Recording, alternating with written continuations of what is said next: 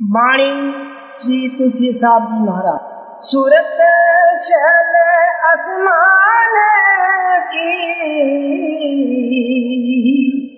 लख पारे कोई संत, तुलसी जगी जाने नहीं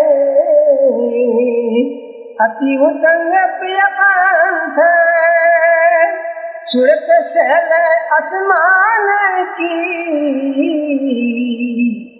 लख पारे कोई संत, तुलसी जगी जाने नहीं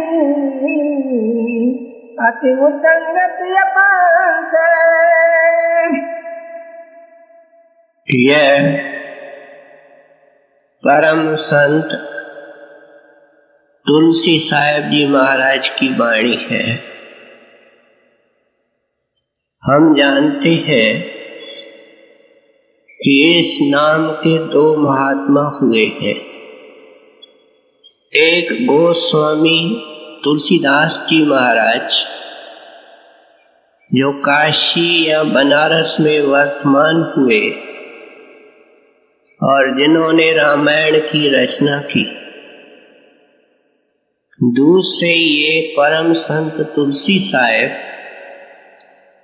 जो जोगिया गांव हाथरस के पास है, वहां संत मत का प्रचार करते रहे। इस महात्मा के संबंध में हम सुन चुके हैं कि आपका संबंध पेशवा खानदान से था। क्या आप राजकुमार थे और आपका नाम अमृत राय पेशवा था। न सिर्फ गद्दी के हकदार थे, लेकिन आपकी गद्दी निशीनी की तारीख भी तय हो चुकी थी। मालिक ने बड़े ऊंचे काम के लिए भेजा था। चुपके से एक तेज घोड़े के ऊपर सवार होकर महल से भाग निकले। सिपाहियों ने पीछा किया, लेकिन कुछ बना नहीं। आप उसके बाद संतों महात्माओं के खोज में रहे। कहां रहे और आपको पूर्ण संत महात्मा कहाँ मिले, इस इतिहास पर पर्दा है। लेकिन पता तब चला जब जोगिया गांव के अंदर हाथरस के पास आप खुले आम संत मत का प्रचार करने लगे। आपने अपने वाणी के अंदर अपने गुरुदेव की मुक्त कंठ से प्रशंसा और महिमा की है, लेकिन नाम नहीं लिखा। ये जो नाम जिससे कि आप प्रसिद्ध हैं, ये किसने रखा इसका भी कोई पता नहीं। लगता ये है कि शायद गुरुदेव ने रखा। अब जब जोत जगती है तो दावत सिर्फ परमाणु के पास जाती है। अनेक कीड़े उड़ते फिरते हैं, वे जोत के नजदीक नहीं आते। इसलिए जो आपके निर्धारित जीव थे, अंकुरी आत्माएं थी, वे आपके पास आने लगी। आपने खूब नाम की दौलत भी बांटी।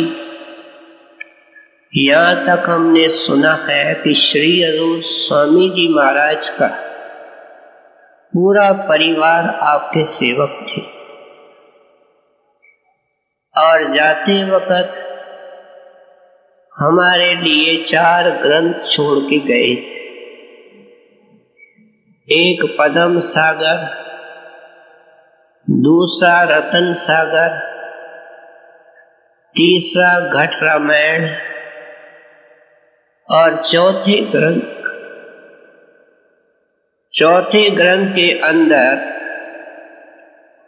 आपके शब्दों को संग्रह किया गया है, जिसको हम शब्दावली कहते हैं। आज हम इस परम संत की वाणी सुनने लगे हैं और इस पहले दोहे के अंदर आप पूर्ण संत की निशानी बता रहे हैं। दुनिया में साधु महात्मा अनेक हैं और अपने अपने स्थान पर सबको नमस्कार है, लेकिन सच्चा संत उसको कहते हैं जो काल और कर्म के दायरे को पार करके मालिक से अभेद है, मालिक का ही रूप है। अब ये बड़ा गहन विषय है और हम सोच सकते हैं कि इतने युगों में अगर हमको कोई ऐसा संत महात्मा मिला होता तो आज हम दुनिया के अंदर मौजूद नहीं होते, क्योंकि ऐसे संत की विशेषता ये है कि अपने सेवक को आगे पीछे धीरे धीरे निर्मल करके घर को पहुंचा करके मालिक में लीन कर देता है। ये संत मत की केंद्र बिंदु है, सेंट्रल फोकल टीचिंग है। अगर ये समझ में नहीं आई तो आगे जो भी कदम उठाएंगे वो गलत दिशा में जाएगा। ऐसे संत के संबंध में आप क्या लिखते हैं? स्वयत शैल आसमान की लख पावे कोई संत। कहते हैं संत देह के अंदर नजर आते हैं, काम करते हैं, लेकिन ऐ प्यारा तेरी तरह वे तन और मन के कैदी नहीं होते। वे देह से विदेह होते हैं, मन के फंदे से आजाद होते हैं और उनकी आत्मा खंडों ब्रह्मांडों को के ऊपर प्रवास करती है, उड़ती है। तो तन और मन का पिंजरा ऐसे संतों को भी कैदी समझता आया, क्या इंसान समझता आया? धोखा खाया और तेरा कुछ बना नहीं। तू जो सवाल करता है कि संत की निशानी क्या, मैं ध्यान देकर के सुन खोल करके समझाने लगा। अब हमको पता है कि ये जो कृपा है श्री बाबा जी महाराज की है, जिसके कारण हम आज यहाँ बैठे हैं। श्री बाबा जी महाराज ने बचपन में ग्रंथ साहब को पढ़ा और सुना और उसके अंदर ये भी पढ़ा, घर में घर दिखाए दे सो सतगुरु पुरख सुजान। कहते हैं ऐसे सतगुरु के शरण में जाना है जो हमको किसी बाहरमुखी क्रिया में न अटकाए, अंतर्मुख साधना देवे और क्या करे, इस शरीर रूपी घर के अंदर परमात्मा के घर का दर्शन कराए। सेवक ने सवाल पूछा कि ऐसा महात्मा किस रास्ते से ले जाएगा? तो आपने उत्तर दिया, पंच शब्द धुनकार धुन ते वाजे शब्द निशान। निशानी ये है कि उस सड़क के अंदर 5 शब्द सुनाई देते। अब गुरु साहब ने किसी और जगह लिखा, देही नगरी उत्तम थाना, पंचलोक वसे प्रधाना। कहते हैं वो खंड ब्रह्मांड इस आकाश के ऊपर जरूर है, लेकिन इंसान के शरीर को परमात्मा ने ऐसी कारीगरी से बनाया है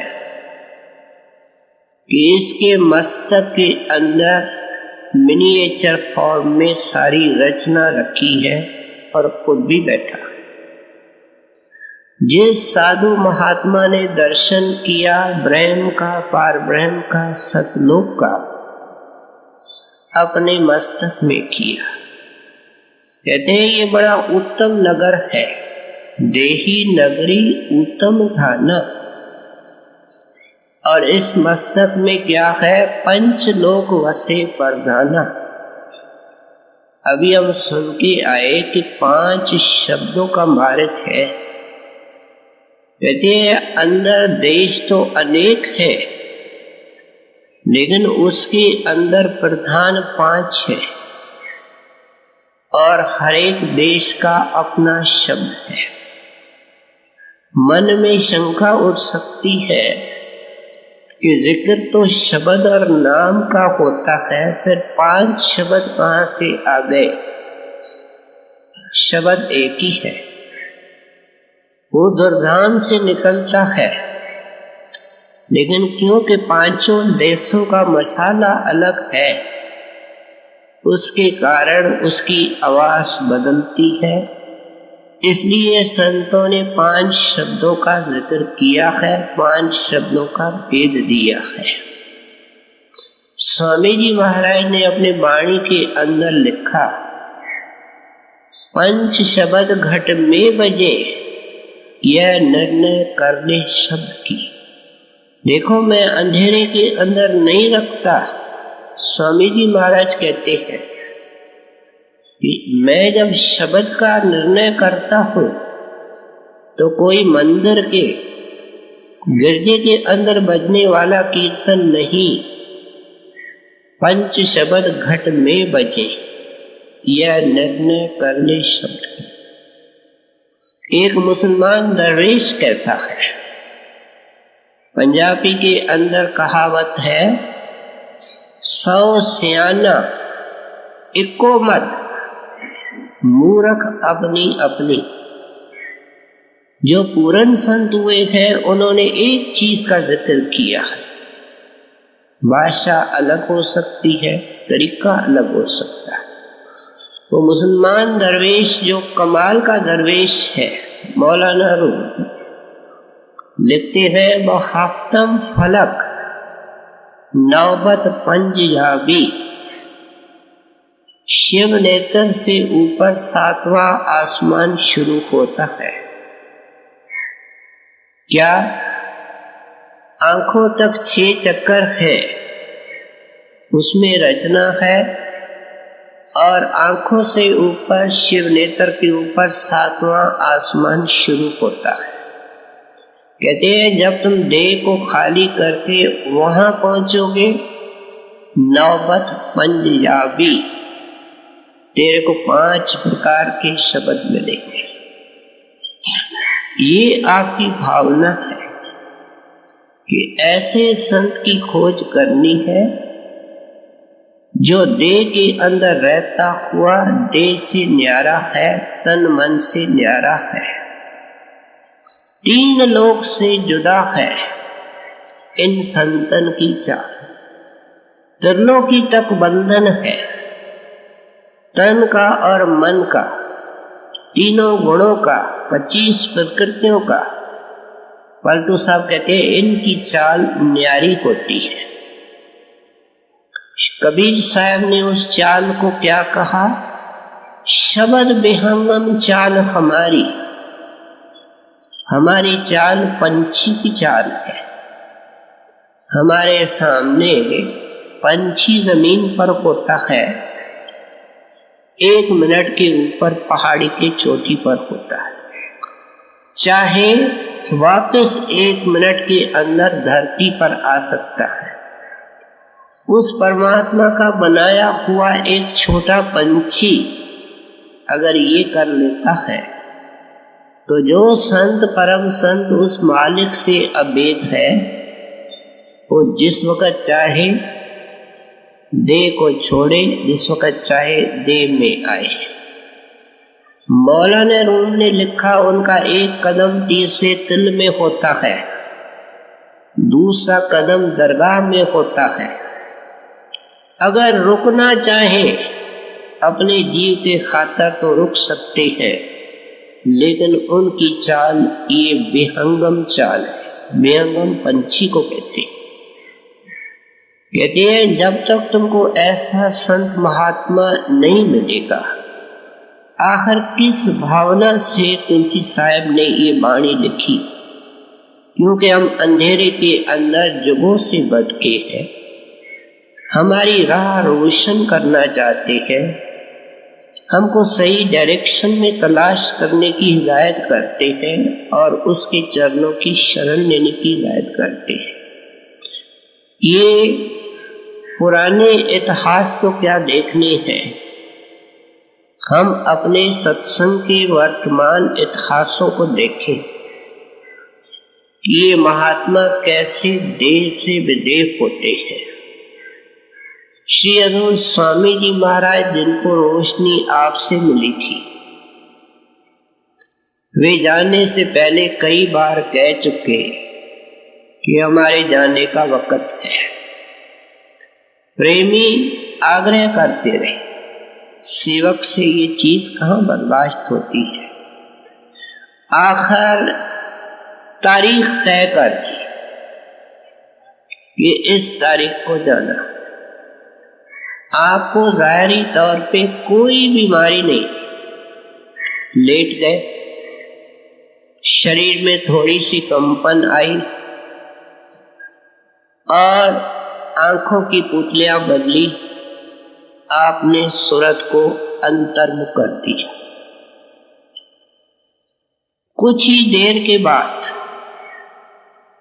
फिर उन्होंने नेत्र खोले और क्या फरमाया, उसको ध्यान देकर के हम सुने।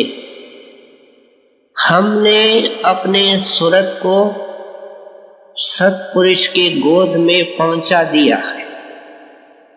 महात्मा यहां बात कर रहे हैं, फरमा रहे हैं कि हमने अपने सूरत को सत्पुरुष के गोद में पहुंचा दिया है। उनके हुक्म से आपको हिदायतें देने के लिए हमको यहाँ वापस आने का हुक्म हुआ है। जो स्वामी जी महाराज ने उस अंतिम वक्त हिदायतें दी हैं, वे आखिरी वचन कहलाते हैं और डेरे की किताबों में प्रकाशित है, पढ़ने योग्य है। श्री बाबा जी महाराज ने एक दिन अचानक सत्संग के अंदर कह दिया कि हमारे जाने में महीने नहीं, हमारे जाने में दिन है। और जाहिरी तौर पे उनको भी कोई तकलीफ और बीमारी नहीं थी, अपने कुटिया में लेटे रहते। प्रेमी खास सेवक जाते थे, जो अंदर में आपको पहचानते थे। गुरु की कदर अंदर जाने वाला जानता। दीनदयाल कृपा करिए, कुछ देर हमारे साथ रहिए। तो श्री बाबा जी महाराज क्या फरमाते हैं कि सूरत को हम नीचे लाने की कोशिश करते हैं, लेकिन पता नहीं स्वामी जी महाराज की क्या मौज है कि पार ब्रह्म से ऊपर ऊपर ही जा रही है, नीचे आना पसंद नहीं करती है। और इस तरह देह से विदेह हो गए। जब संत समाधि में होता है और देह में होता है तो शरीर में समाधि लगती है, लेकिन आत्मा का संबंध शरीर से कायम रहता है। अंत समय ये संबंध विच्छेद हो जाता है, कट ऑफ हो जाता है, और इसको देह को तजना कहते हैं। इसको देहांत भी कहते हैं, देह का अंत होता है। इसलिए कहते हैं कि ऐसे महात्मा के शरण में जाना है। बाहर से भी हम देखें कि अगर हमको विदेश जाना है तो क्या करना पड़ेगा? हमारे अंदर पहले तो उस देश के जाने का शौक हो, फिर पहला काम जो हमको करना पड़ता है वह पासपोर्ट बनवाना होता है। ये क्या है? ऐसे संत महात्मा के चरणों में जाकर के नाम दान के लिए अरदास करनी और उसको पाना।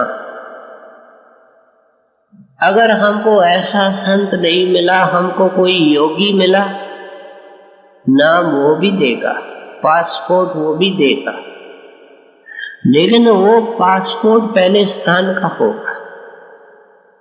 अगर योगेश्वर मिल गया तो दूसरे स्थान का ब्रह्म का पासपोर्ट मिलेगा। अगर साध गति का महात्मा मिला तो पार ब्रह्म का पासपोर्ट मिलेगा। अगर तुलसी साहब जैसा परम संत मिला तो पासपोर्ट दुर्धाम का मिलेगा। क्योंकि जहां तक गुरु जाता है उससे परे सेवक नहीं जा सकता।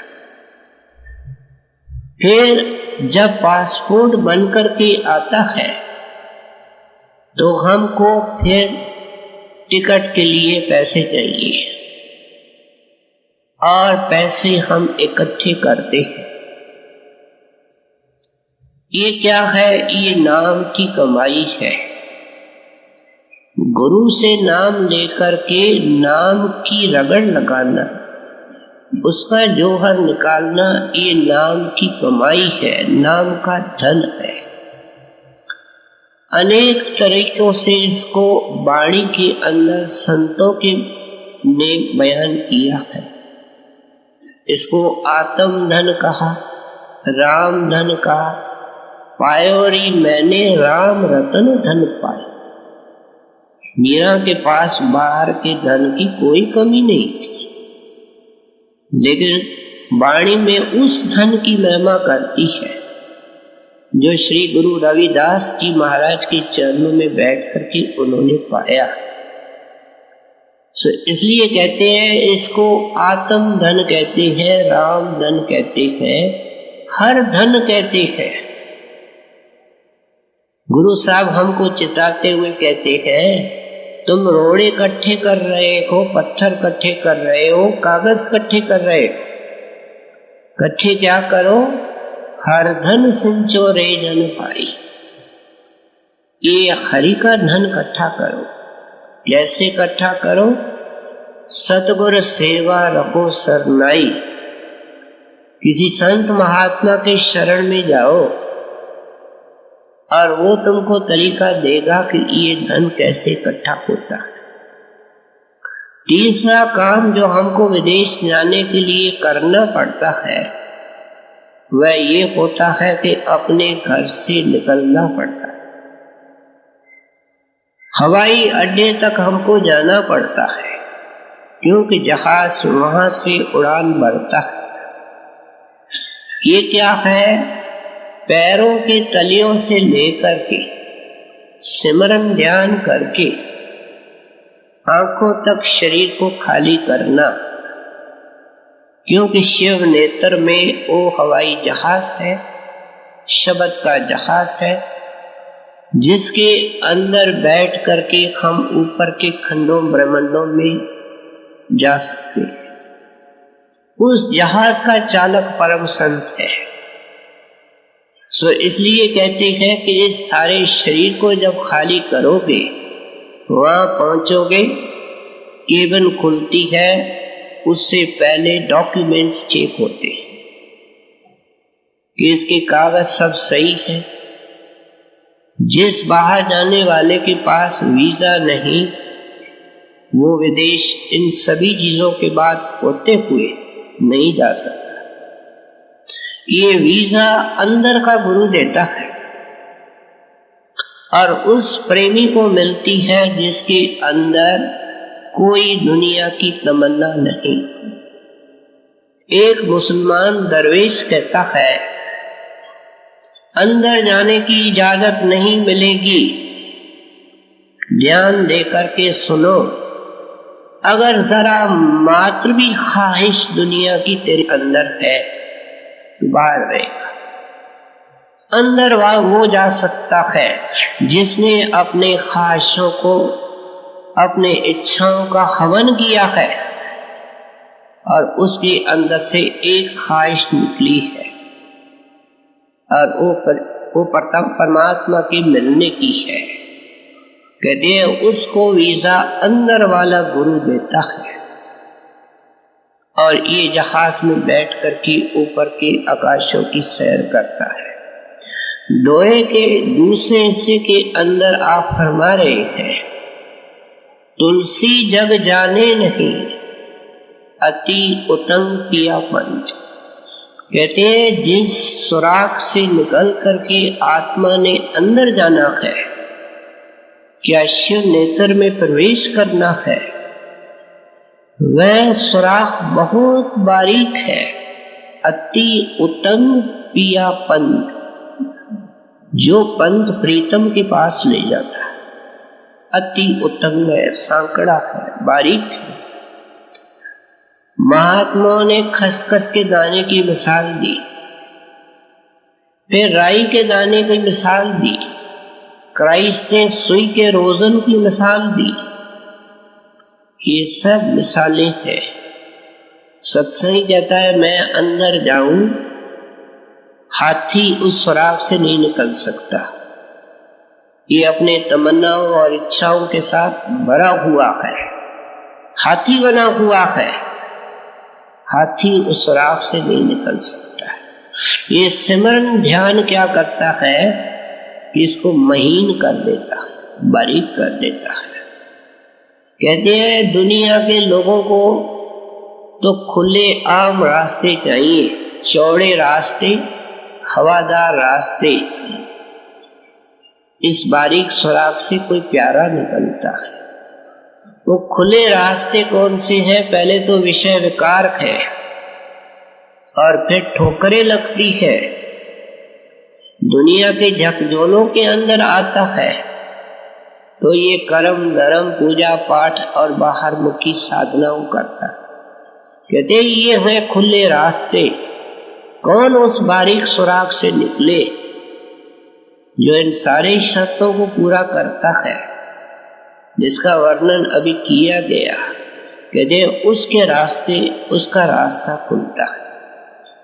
इस विषय को लेकर के तुलसी साहब आज हमारे सामने अच्छी तरह खोल के रखते हैं कि हम दुनिया में क्यों अटके हुए, क्या क्या रुकावटें हैं, किस तरीके से इनके ऊपर विजय पा करके इस महाजाल से निकल सकते हैं, निकलने के बाद हालत क्या होती है, इन सभी बिंदुओं को खोल करके आगे समझाते हैं।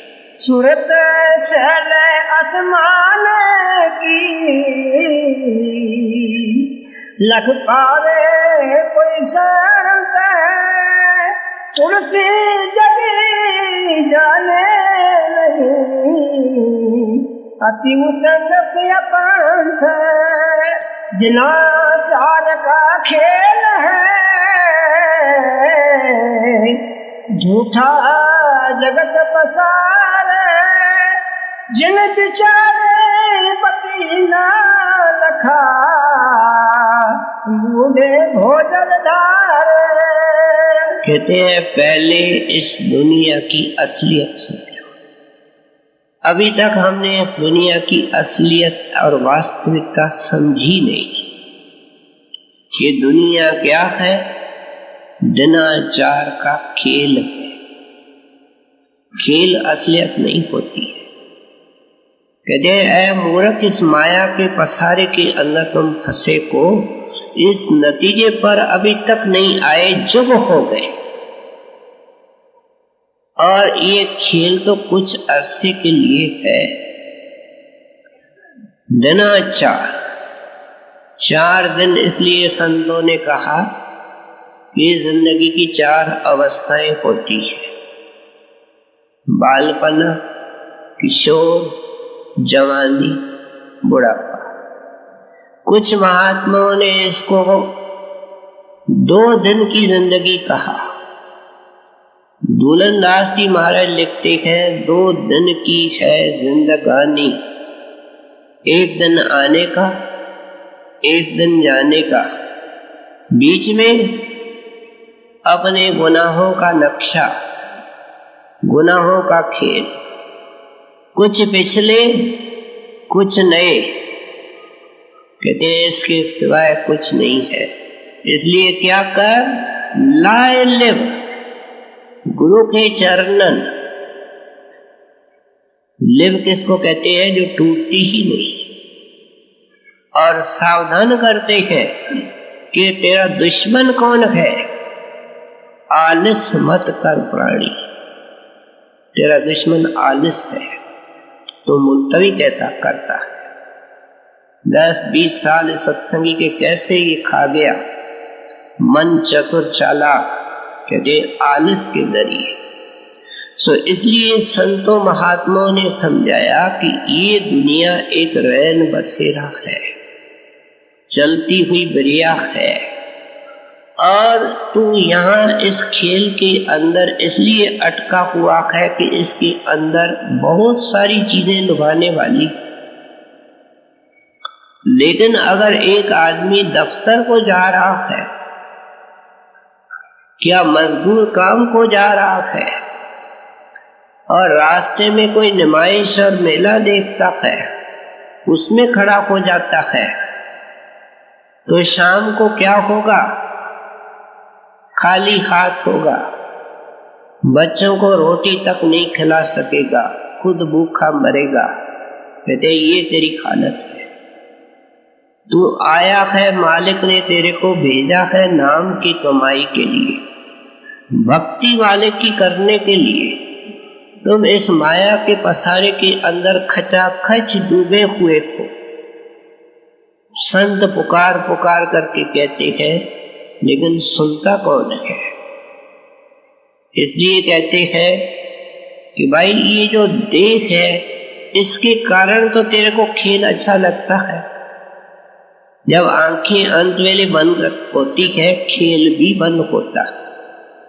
क्या पहले नाटक होता है, ड्रामा होता है, अनेक अनेक दृश्य स्टेज पर आते हैं, और जब खेल खत्म होता है तो क्या होता है, सफेद पड़ता गिरता है। कहते हैं ये अंत वेले सफेद पड़ता गिरता है, आंखों के सफेद टीले नजर आते हैं, डॉक्टर इसके मुंह पर सफेद कपड़ा डाल देता है। कहते हैं इस देह के कारण तेरे को इस खेल ने फंसाया है, तू देह की असलियत नहीं समझता। देखो आदमी खाते खाते लुकमा हाथ में है, कुर्सी पर लेट जाता है, डॉक्टर आता है, कहता है भाई हंस उड़ गया, आप मजबूर हैं, मैं मजबूर हूं। ड्राइव करते हुए, सफर करते हुए, रात को लेटे हैं, सुबह को पत्नी नौकर चाय लेके जाता है, चाय पीने वाला कोई आवाज नहीं देता। कहते हैं क्या ये पढ़ते नहीं, सुनते नहीं हो, खबरों में देखते नहीं हो, फिर भी इतने अनजान बने हो। हम पुकार करके कहते हैं, तुलसी साहब कहते हैं पहले इसको खेल समझो और अपने असली घर की तरफ चलने की कोशिश करो। क्या मतलब है आपका कि जो जिंदगी बीत चुकी है इसके अरमानों में दिन मत निकालो। क्योंकि वो बीता हुआ इतिहास है जो इसके बाद होने वाला है। उसके संबंध में हवाई किले मत बांधो। जो तेरे पास आज का दिन है, हमारे पास कितना समय जिंदगी का है? एक दिन, एक महीना, एक साल। कहते हैं ये जो कुछ तेरे पास है, इसको मालिक की भक्ति के अंदर मन से खूब लड़ना पड़ता है। जो महात्मा अंदर गया वो लड़ करके गया है। मन के साथ पूरी लड़ाई लड़नी पड़ती है। इसका मुख मोड़ना पड़ता है। इसलिए कहते हैं कि तेरे पास जो कुछ शेष समय जिंदगी का है वो कीमती है। एक एक श्वास जो हमारे पास इस वक्त है बचा हुआ, संत महात्मा तो कहते हैं कि कोई सारे खंडों ब्रह्मांडों के इसकी कीमत नहीं दे सकता। दादू दयाल साहब कहते हैं 14 लोक समान स्यु, 14 लोक सचखंड तक जाते हैं। 14 लोक समान स्यु काहे रेत मिलाए। ऐ मूर्ख बंदा, उसको रेती के अंदर मिला रहे हो? क्या उसको बर्बाद कर रहे हो? क्या चंदन को कोयले बना रहे हो? हमारे शास्त्रों में एक दृष्टांत है कि शाम हो चुकी थी, अंधेरा। एक नौजवान समुद्र के किनारे जा रहा है, देखता है एक थैली पड़ी है, उसको उठाता है, खोलता है, देखता है इसमें रोड़े पड़े हैं। अब मन को बहलाने के लिए एक एक रोड़ा निकाल करके सागर में फेंकता जाता है। इतने में शहर आ गया। शहर में रोशनी थी। थैली को देखता है कि इसमें एक पत्थर बाकी बचा है। जब निकाल करके देखता है तो दंग रह जाता है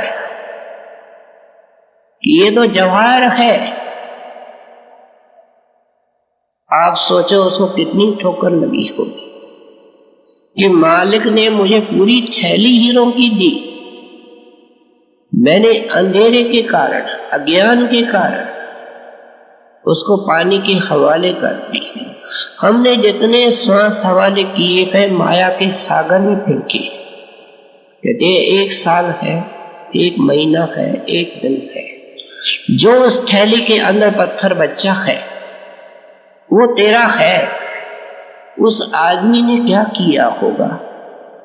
उस हीरे को, उस जवाहर को किसी जोरी को दिया होगा और अमीर बन गया होगा। अफसोस मन में जरूर रह गया होगा कि सारी थैली होती तो क्या होता। सो इसलिए कहते हैं जो निकल गया है समय, वो निकल गया है। आज जो श्वास तेरे निकल रहे हैं वो तेरे हैं। आज भलो भजन को अवसर, कल की काम जाने। कहते हैं कल के ऊपर जिसने रखा वो कभी भी भजन सिमरन करके नहीं सका, वो खाली गया। जिस साधु, जिस साधक ने किया, आज से शुरू किया, अब से शुरू किया। ये सत्संग कोई कथा नहीं है, कहानी नहीं है। ये जिंदगी के बदलने की दिशा देता है, प्रेरणा देता है कि कैसे अपनी जिंदगी बदल सकते हो। कहते हैं इन रोड़ों की चौकीदारी, कागजों की चौकीदारी करते हो क्योंकि खेल के अंधेरे में हो। तुम्हारी पूंजी तेरे श्वास है। जिन विचार पति ना लखा, मेरी बात के ऊपर अगर तुमने विचार नहीं किया और तुमने पति के गोद में पहुंच करके सुहाग का टीका नहीं लिया, क्या आत्मा को तन मन से आजाद नहीं किया, ये दुहाग तेरे को वापस दुनिया के अंदर ले आएगा, जन्म मरण के अंदर ले आएगा। जिना चार का खेल है झूठा जगत पसारे, जिन बिचारे पति ना रखा, बूढ़े भोजन धारे। एक भरोसा एक बले, एक आस एक विश्वास, स्वाति सलल गुरु चरण है, चात्रक तुलसीदास।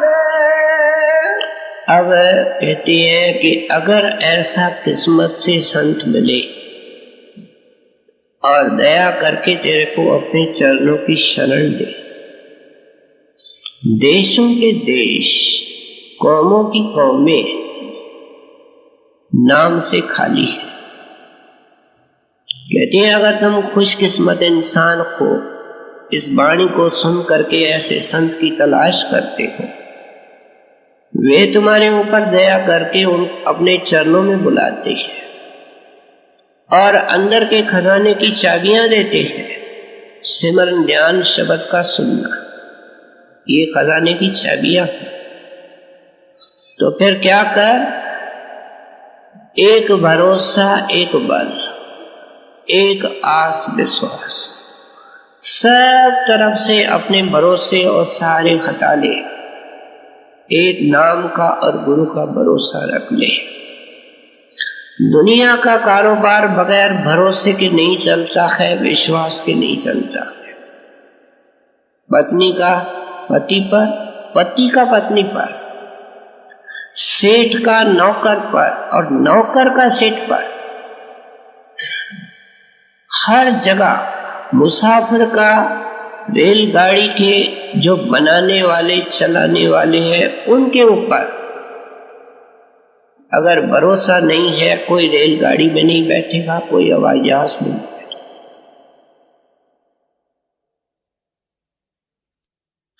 इसलिए समझाते हैं कि इस तरह का भरोसा देकर के ही तू पा सकता है। आपके कहने का मतलब है कि नाम लेने से पहले जीव को अनेक भरोसे, अनेक सहारे होते हैं, मान का, शान का, धन का, रिश्तेदारों का। कह दो मेरा 6 बेटे हैं, मेरी इतनी जायदाद है, जब आंखें बंद होती है वो सब मिलकर के कहते हैं जल्दी करो, वाह धन की कुछ सोच कर मनवा।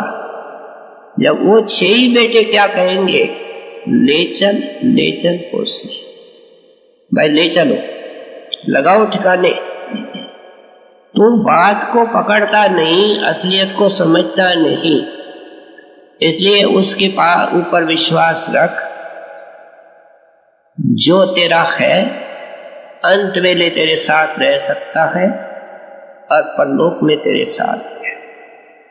एक उल्टी हमारे यहाँ विश्वास धारा है कि पत्थर के ऊपर भी विश्वास रखो तो मदद होगी। ये मूर्ख लोगों ने सोचा और बनाया है, शास्त्र इसको नहीं मानते हैं।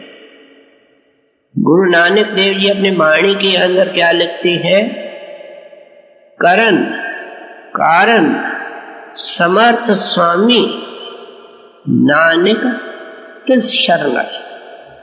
मैं उसके शरण में गया हूं। गुरु नानक देव जी कहते हैं जो करण है, कारण है, समर्थ है और सबका स्वामी है,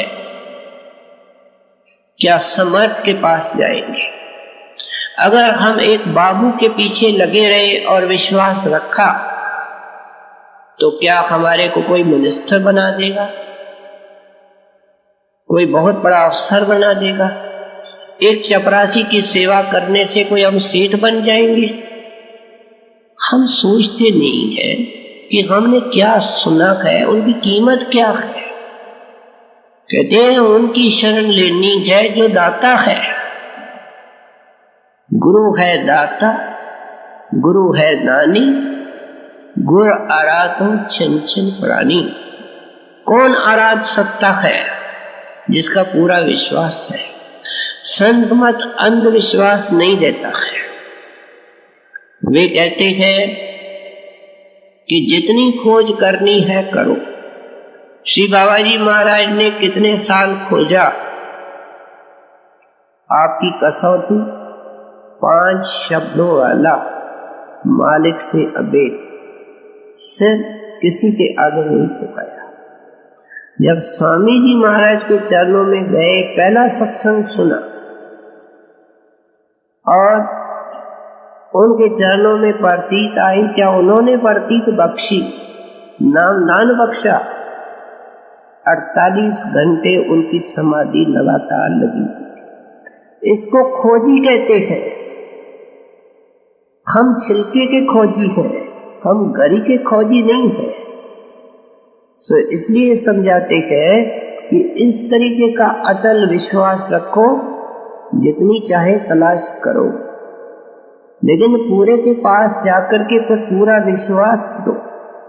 देखो, हम अपने लड़कियों को शादी से पहले कितनी शक्लें दिखाते और कोई उसको बुरा नहीं मानता, लेकिन जब एक बार शादी हो जाए तो क्या मर्यादा कहती है कि उसके बेडरूम में एक तस्वीर होगी, उसके दिल में एक ख्याल होगा और वो पति का। इसलिए कहते हैं पूरे गुरु की खोज जितनी करनी है करो। जब एक बार उनके शरण में जाओ तो फिर पूरा सेवक बनकर के जाओ। आज सत्संगियों का मन इतना हिलता डुलता है कि अगर कहीं जंगल में उधर उधर जाते कोई साधु मिले, नाम मिले कितने साल में,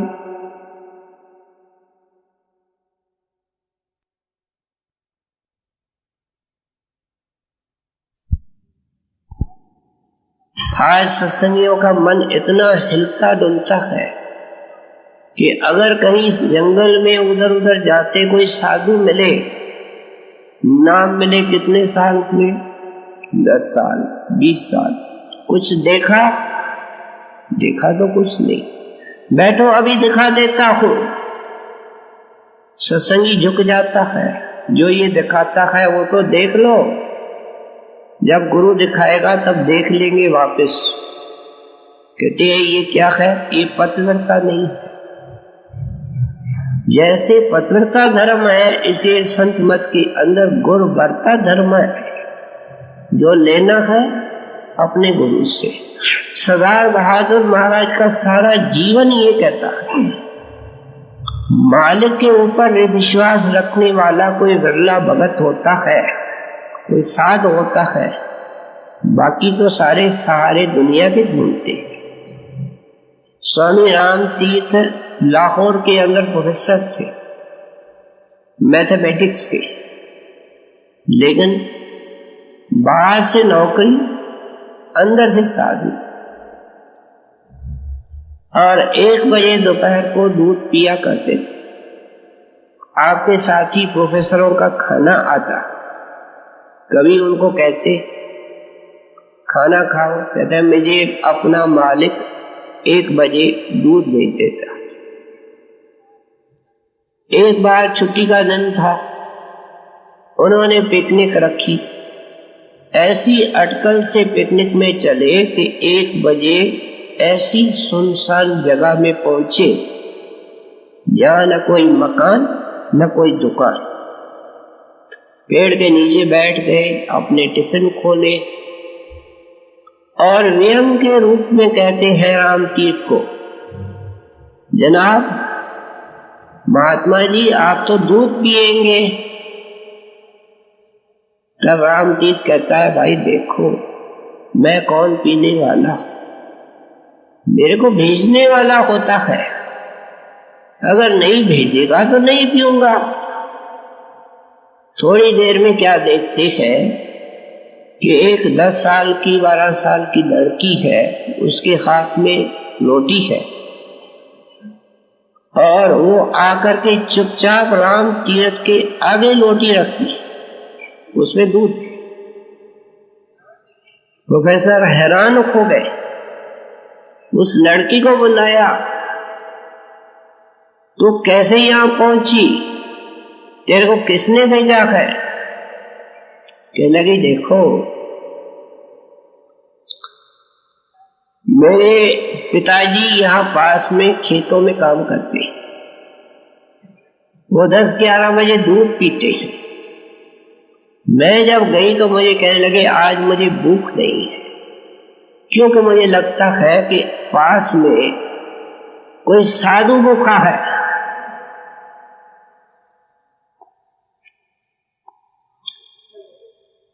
इसलिए इस दूध की घड़वी को लेकर के इधर उधर देख ले, तेरे को कोई न कोई ऐसा साधु मिल जाएगा।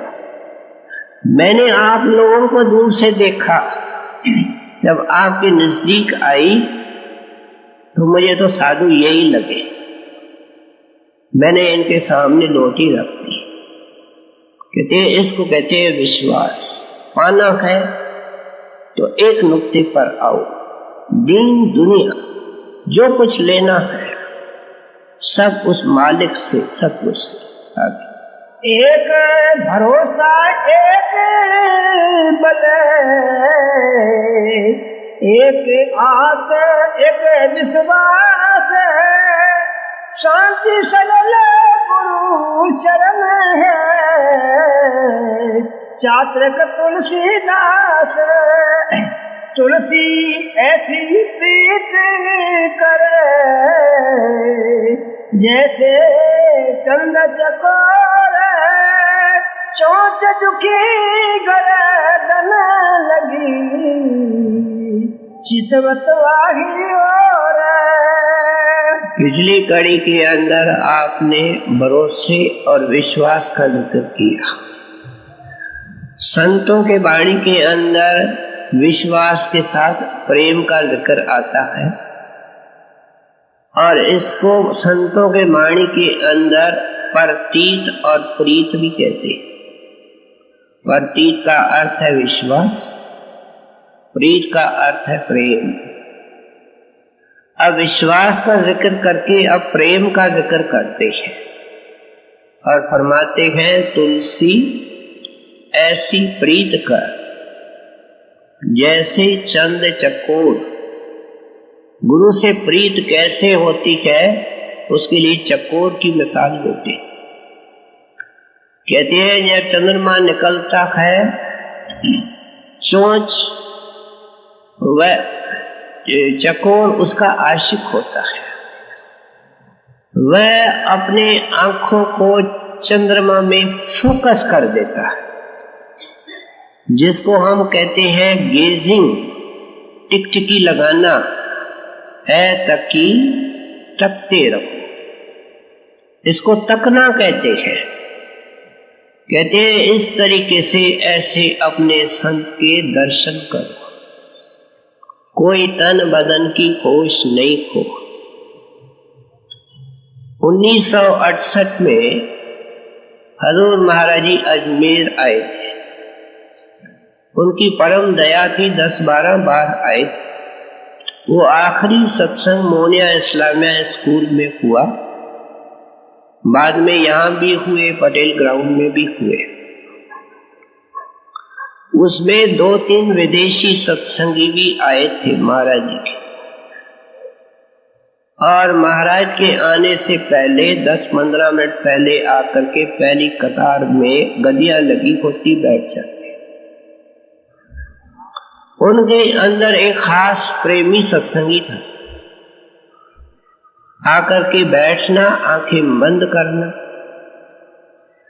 एन उसके पीछे एक बेसत्संगी बहुत बड़ा अफसर बैठा था, वो भी परमार्थ का शौकीन था। देखता है कि ये विदेशी है, विदेशी कभी हमारे तरह चौकड़ी लगा के नहीं बैठते हैं,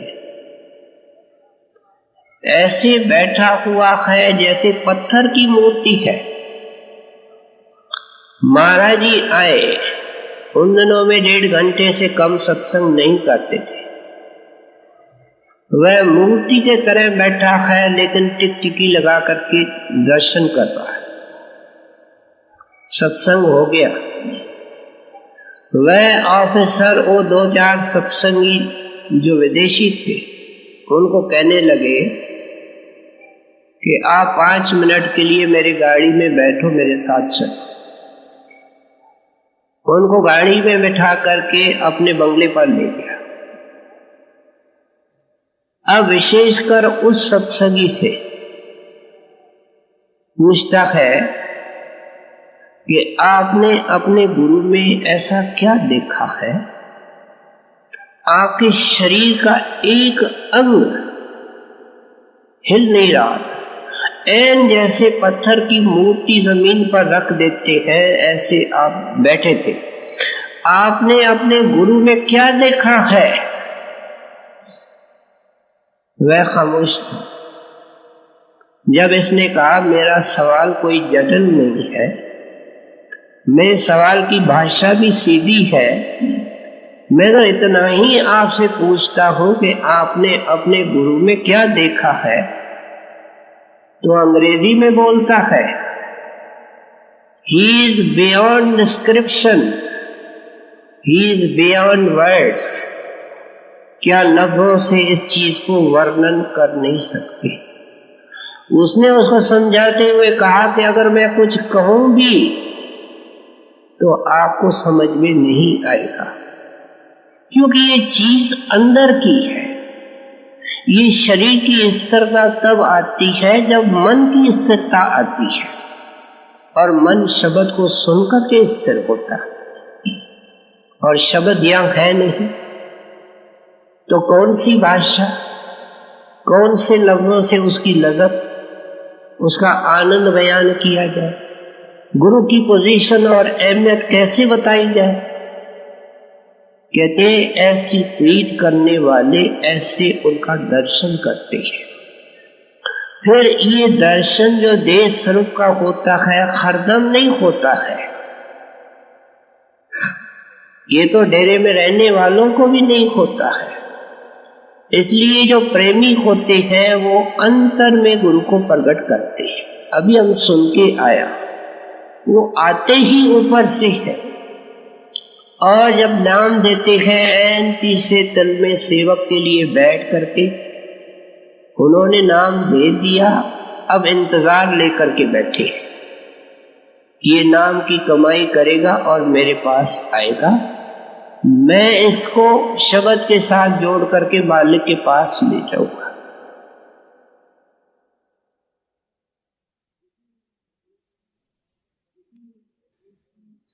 किसी विदेशी सत्संग ने बड़े महाराज से, हजूर महाराज से सवाल किया, बेनती की कि हजूर गुरु से कैसे प्रीत की जाए।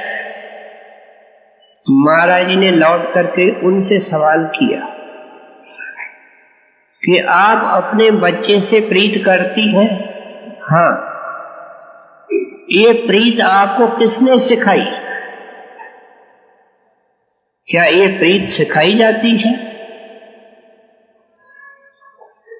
जिससे प्रीत हमारी होती है उसकी शक्ल हमारे सामने होती है, उसकी शिक्षा, उसकी दीक्षा हमारे सामने होती है।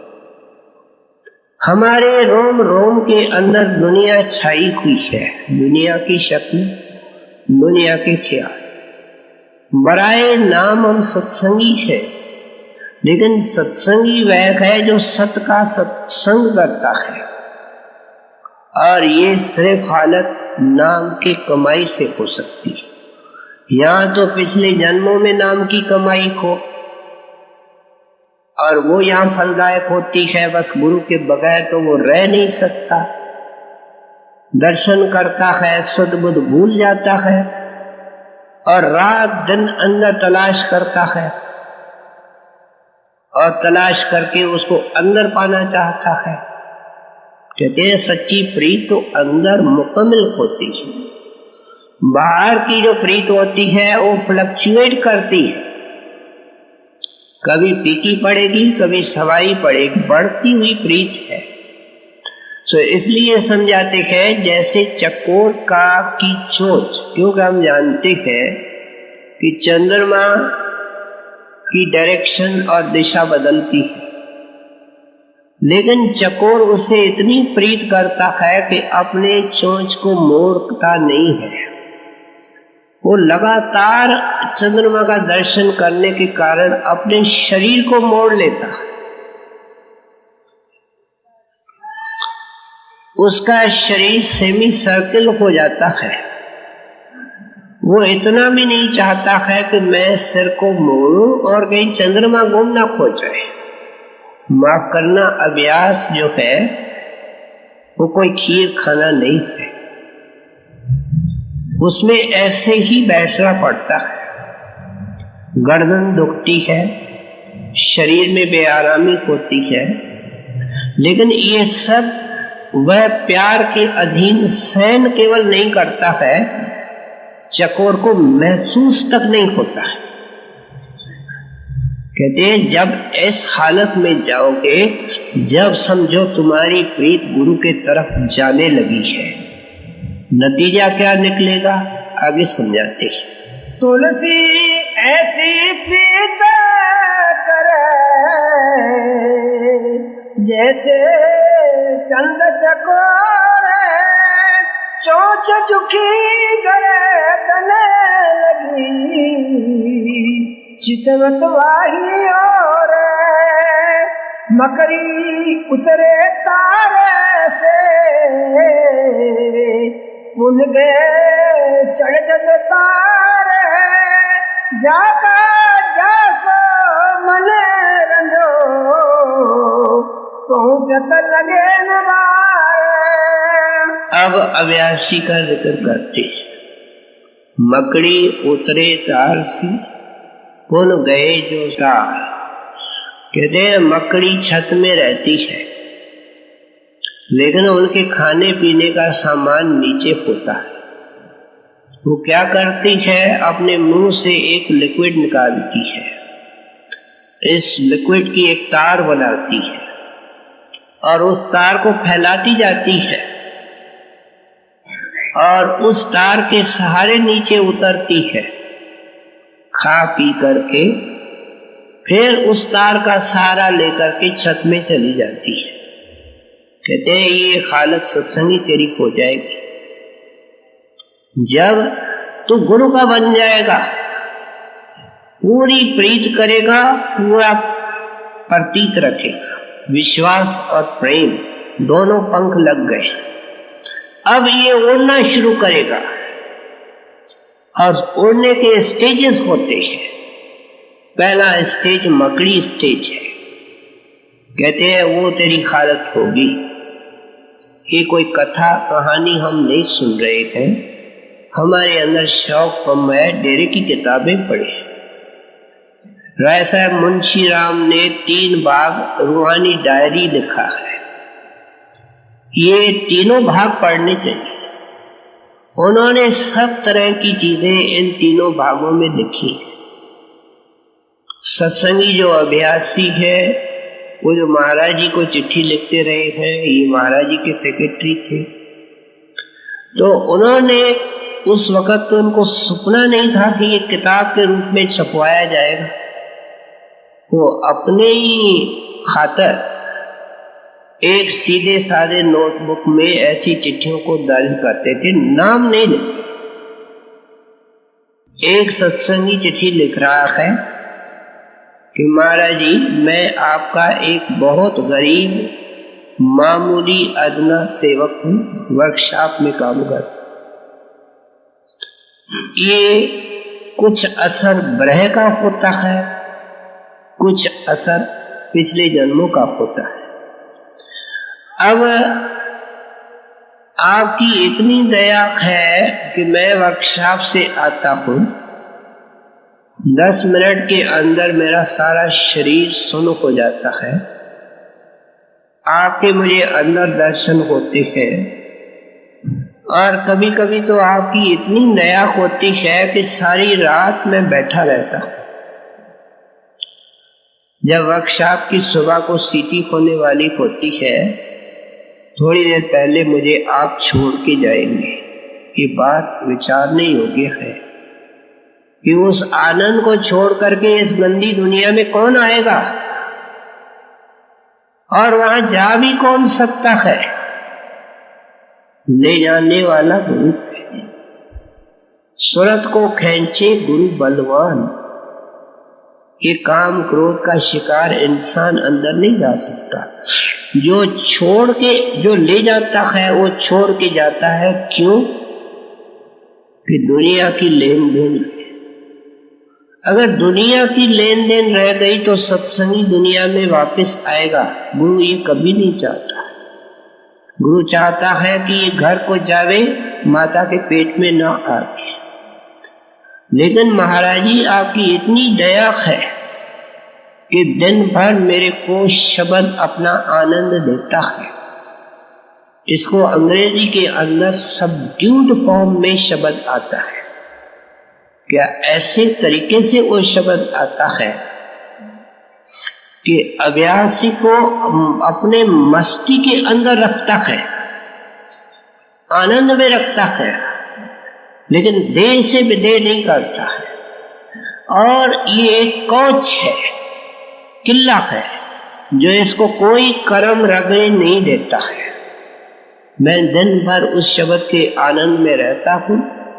मेरे लिए कोई अपना पराया नहीं, मेरे लिए सिर्फ आप। कहते हैं ये कोई संत महात्मा दुनिया में कथाएं सुनाने नहीं आते हैं, हमारे जीवन को परिवर्तन करना चाहते हैं। ये जो संतों का मत है ये नकद धर्म है। ये बातें सुनकर के आम सत्संगी तो कहता है भाई ये कोई गिना चुना खुशकिस्मत इंसान होगा, ये हमारे नसीब में नहीं, ये हमारे ताकत में नहीं। लेकिन माफ करना ये हमारा मन कहता है। संत इसको नहीं मानते। संत इसके ताईद में कहते हैं कि आपके पास इतिहास गवाही देता है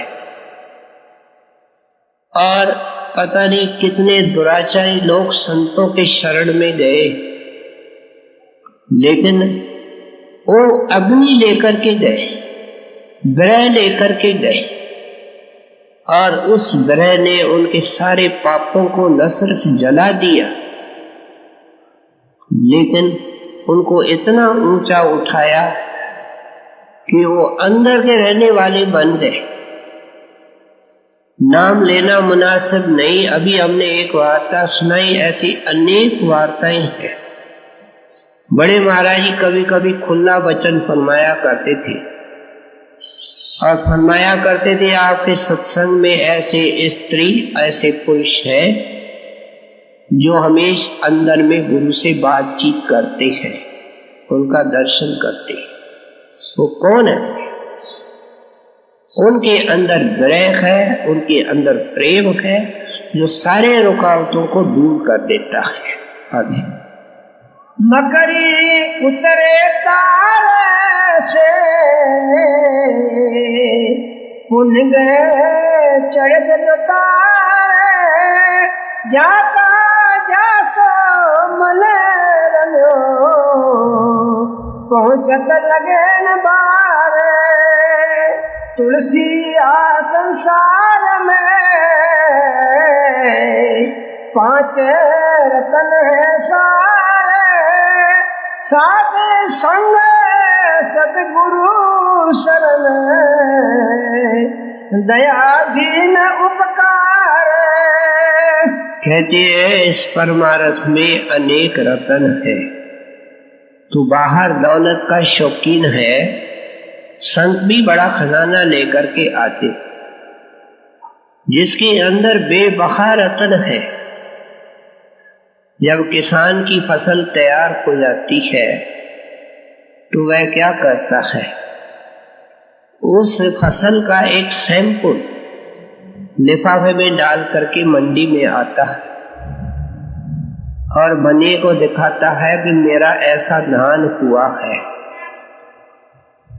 कहते हैं तुलसी साहब जी मैं अनेक रतन है परमार्थ में, लेकिन सैंपल के रूप में आपके सामने 5 रतन रखता हूं।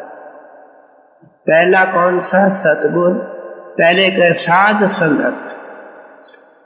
ये साधु की संगत है जो जन्म जन्म के हम प्यासे हैं, जन्म जन्म के हम भूखे हैं, मुरझाए और सताए हुए हैं, ये आकर के हरे भरे हो जाते हैं। ये साधु की संगत हमारे पहले भरमों का निवारण करती है, इशारा असलियत की तरफ करती है। लेकिन दुनिया के अंदर उस्ताद पढ़ाता है, लेकिन लड़का तूफान में अटक जाए तो मदद नहीं करता। ये रूहानी शिक्षक है और सदा अपने सेवक के साथ अंग संग होते हैं, दुनिया में अंत वेले ऊपर। ये छोड़ देवे गुरु नहीं छोड़ता है। सो इसलिए कहते हैं वो शक्ति के अंग संग है, तू उसका साथ संगत का फायदा उठा। जिस वक्त भी ये गुरु के बारे में केवल सोचता है कि महाराज जी ऐसे सत्संग करते, महाराज जी ने नाम के वक्त मुझे ये हिदायत की थी, तो उस वक्त वो सत्संग है। ये सत्संग केवल बाहर का नहीं है, श्वास श्वास में सत्संग हो सकता है। किसी किताब को पढ़ना भी सत्संग है, सिमरन ध्यान करना असली सत्संग है। और पूर्ण सत्संग क्या है? अंदर शब्द को सुनना। कहते हैं हमने देखा है कि बांस के अंदर से कोई धुन नहीं निकलती है, लेकिन बांसुरी के अंदर से धुन निकलती है। फर्क क्या है कि बांस के अंदर कचरा होता है और बांसुरी तरीके से पोनी होती है, और कलाकार उनके अंदर से मधुर धुनें निकालता है। कहते हैं हम खाली नहीं हुए, हमारे अंदर ख्वाहिशें भरी हुई। अगर उस मधुर धुन को सुनना है तो फिर अपने अंदर से ख्वाहिशें निकाल, ये पोलापन है। कहते हैं इसलिए साधु की संगत तुझे सदा के लिए हरा भरा कर देगी। फिर सद्गुरु शरण का जिक्र करते हैं। अब शरण का जिक्र इस दोहे के अंदर आया, जहां हमने सुना एक भरोसा, एक बल, एक आस विश्वास। ये सतगुरु की शरण है। क्या दुख आवे सुख आवे, कैसी भी हालतें मन करके आए, गुरु से प्रीत सवाई, नाम की कमाई से प्रीत सवाई। ये दुखों के बगैर सुखों की कदर नहीं। सुख आते हैं तब दुख का पता चलता है। आंखें हैं, आंखों की कौन कदर करता है? जब नजर कम होती है, मोतिया आता है, नजर चली जाती है, तब आकर के आंखों की कदर आती है। ये क्या है? इसलिए किसी दरवेश ने कहा है दुख सुख का श्रृंगार है। दुख के बगैर सुख की कदर तक नहीं आती है, और दुख ऑटोमेटिकली हमारे मन को महीन करता है। जब कोई दुख आवे तो सत्संगी की ये प्रार्थना नहीं होनी चाहिए कि महाराज जी इस दुख को दूर कर।